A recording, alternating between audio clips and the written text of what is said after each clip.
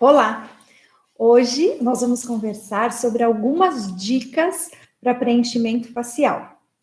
Então, eu vou preencher a região de malar e quanto produto que eu posso usar nessa região? É uma dúvida que muito profissional tem.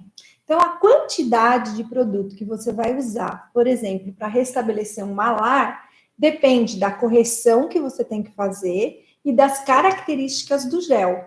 Então, se você pegar um gel mais viscoelástico, o que acontece? Mais medicação na mesma sessão, porque você vai conseguir moldar mais esse gel. Se você pegar um gel menos viscoelásticos, que não dá para você modelar muito esse gel, é um gel mais pesado, você vai usar menos produto na região, tá certo?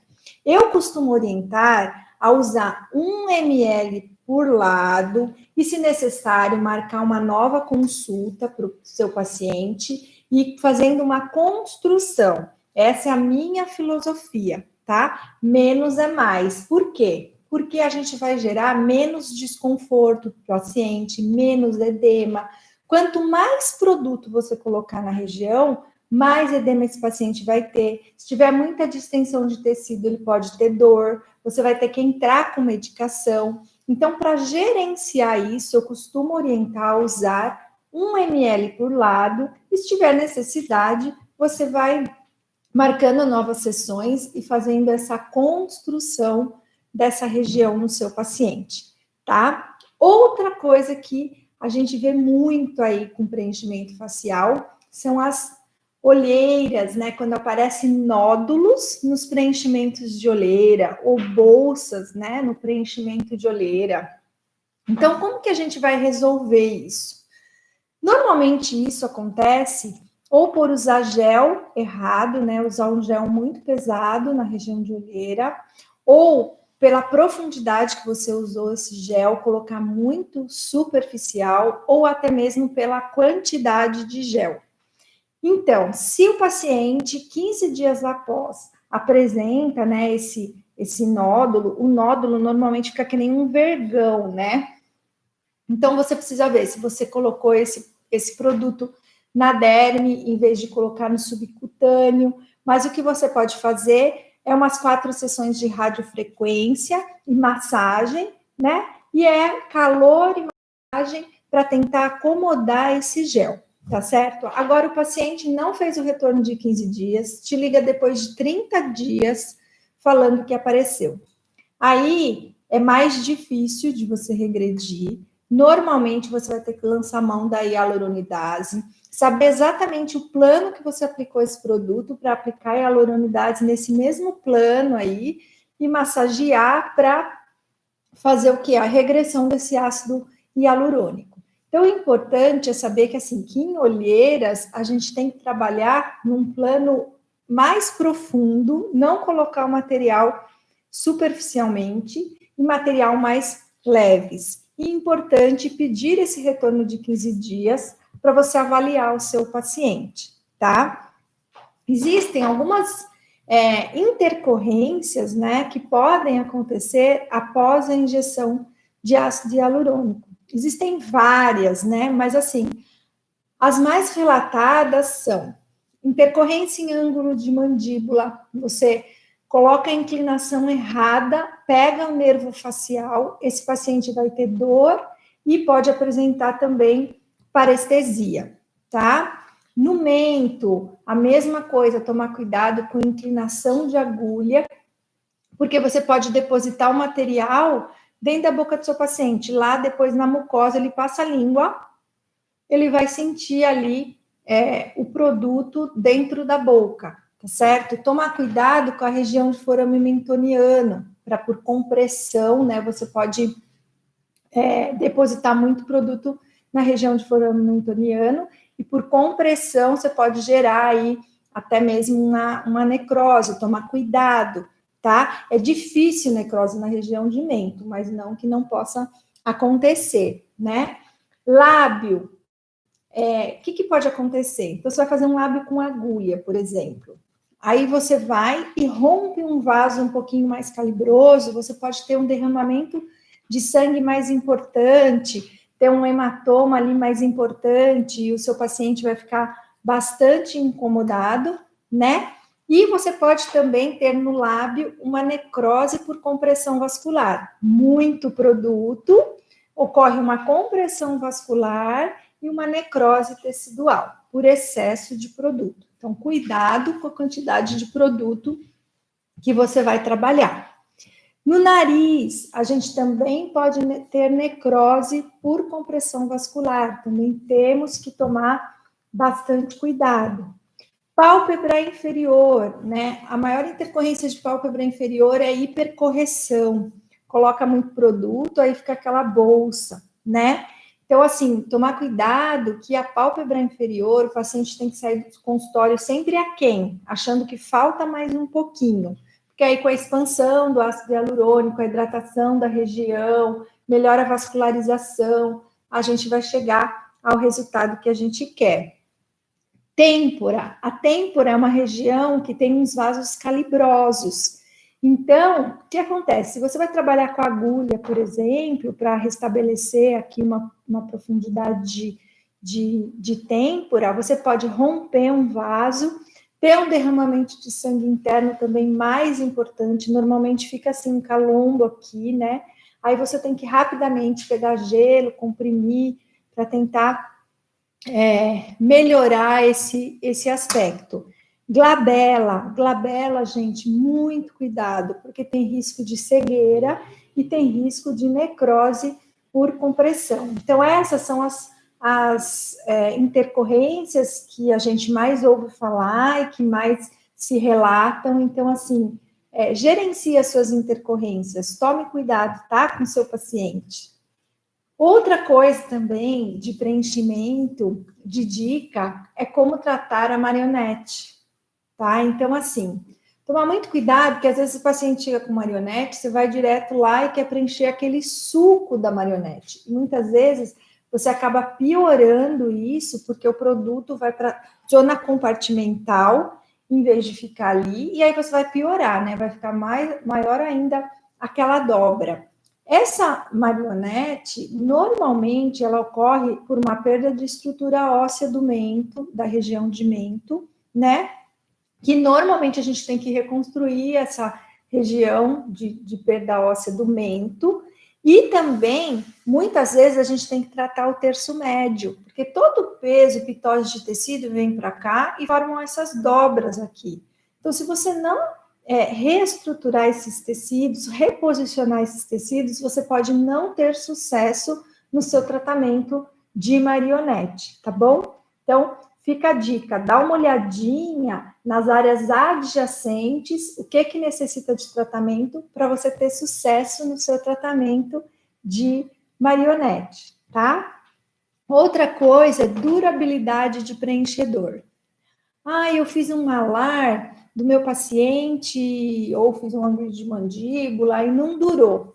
Não sei o que aconteceu, que aí ele veio e falou que não durou nada, não durou aquilo que eu falei que ia durar lá 1 ano, não durou. O que pode ter acontecido? Você pode ter escolhido o gel errado, tá? Pode ter trabalhado com uma reticulação média de gel, uma densidade e reticulação pequena, né, ou média, e aí o gel foi embora mesmo, porque para essa região a gente tem que trabalhar com uma reticulação mais densa, né? Se você quiser volumizar, você tem que escolher um gel com alta densidade para resistir o quê? A compressão dos tecidos, né? Porque a gente põe o gel e a gente mexe toda essa musculatura, pele. Então, a gente tem que ter um gel que vai resistir à compressão de todos esses tecidos. Então, a gente tem que conhecer a reologia do material, a reologia do produto, né? Para que área serve, quanto que aquele produto tem de reticulação, de crosslink, para a gente poder escolher, né? Então, como volumizador, a gente tem algumas marcas aí, a gente tem Teosial, né? Ultimate, a gente tem o Subskin, que é o da Perfecta, tem o Subskin, a gente tem o Voluma, da Juvederm também, que é um bom volumizador. Então, fiquem atentos ao material que você vai usar na região, principalmente quando você quiser volumizar essa região, tá? Outra coisa também que o pessoal fala é: eu fiz um lábio, o preenchedor sumiu, meu lábio parece que não fica aquele, não realça, né? Não fica legal, não fica aquele lábio bem delineado, com volume legal, logo se perde. Então, gente, é muito importante tratar a região peribucal, em volta da boca, tá? É importante hidratar essa região. Às vezes você trabalha com fio de PDO, ou com skin booster, ou com... Você trabalha com o que você quiser de hidratação, bioestimulação de colágeno, para você tratar essa região perioral. Porque você deixando essa região tratada, ela não vai roubar ácido hialurônico, a hidratação que você colocar no seu lábio, tá? Então não adianta estar toda essa região aqui ressecada, desidratada, e se eu jogar o preenchedor aqui no lábio, porque esse tecido vai falar: oba, ali tem água, e vai roubar a água de lá, tá bom?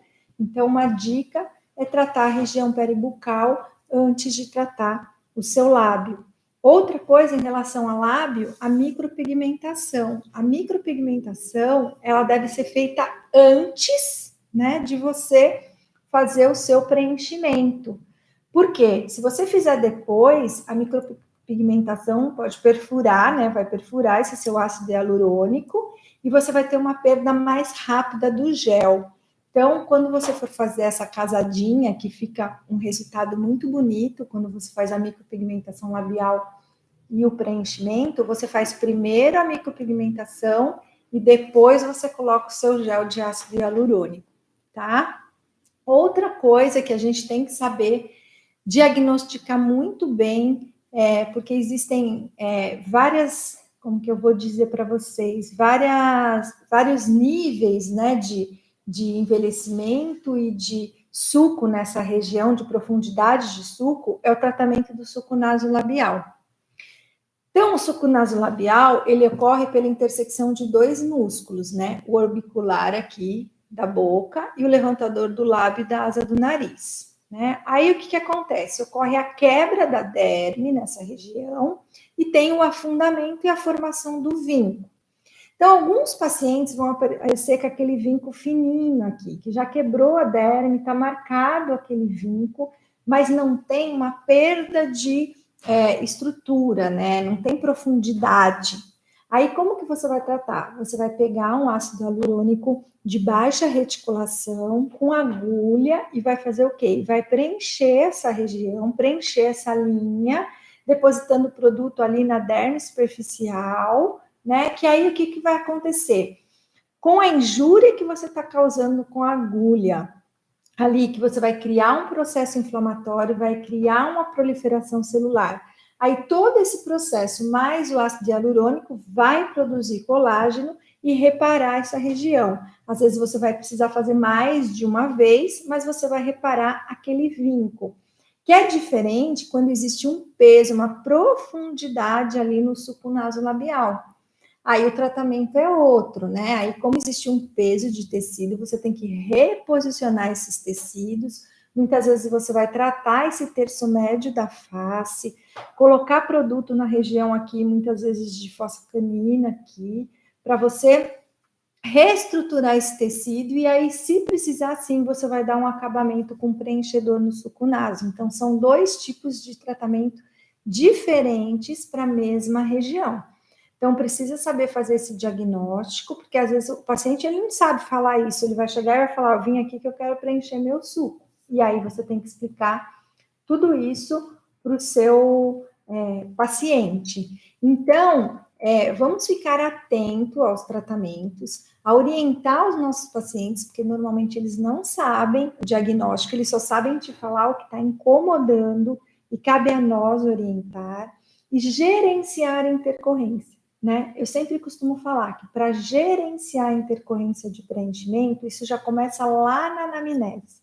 Né? Você tem que ver o estilo de vida que seu paciente tem, quanto tempo que seu paciente fica no sol, se ele faz muito exercício físico, se ele é uma pessoa, sei lá, uma cozinheira que vive lá no fogão, então tem que orientar que nas primeiras horas não vai poder ficar, porque esse calor, ele pode gerar mais edema, então é uma forma de você gerenciar edema. Se a pessoa é professora de educação física, por exemplo, faz muito exercício físico, é uma forma da gente gerenciar, saber se seu paciente toma bastante água ou não, saber se ele está equilibrado hormonalmente, se ele está com alguém acompanhando para fazer aí reposição de minerais, de vitaminas, como que é a alimentação do seu paciente, né? E depois a gente parte para produto, né? Aí saber qual produto usar, em que região colocar,